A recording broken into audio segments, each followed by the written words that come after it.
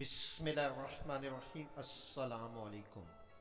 حضرت امام علی علیہ السلام نے ارشاد فرمایا، خوش قسمت وہ ہے جو دوسروں کے ذریعے نصیحت حاصل کرے، اور بد قسمت وہ ہے جو اپنی خواہشات کی فریب کاریوں سے دھوکہ کھا جائے۔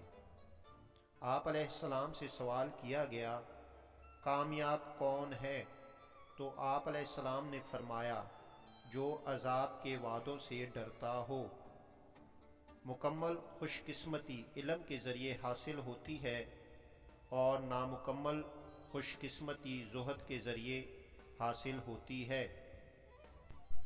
انسان کی خوش قسمتی ہے کہ اس کے احسانات ایسے شخص پر ہوں جو ان کا شکر گزار ہو، اور اس کی نیکیاں ایسے کے پاس ہوں جو ان کا انکار نہ کرتا ہو۔ اچھے اعمال کی توفیق خوش قسمتی ہے۔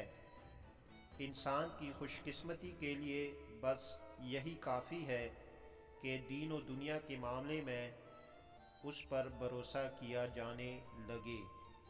خدا کے سامنے پیشی کے وقت خوش قسمتی اور بد قسمتی کا پتہ چلے گا۔